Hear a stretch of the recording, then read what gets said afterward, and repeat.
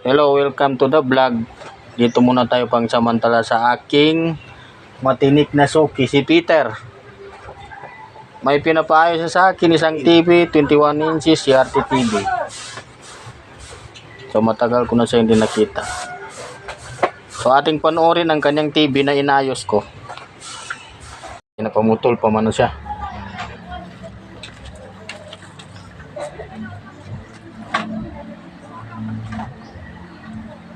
So ang diferensya nito ay no power. Pero may supply ang relay. So pinakamadaling gawin dito ay da-direct natin ang relay dito. Wow.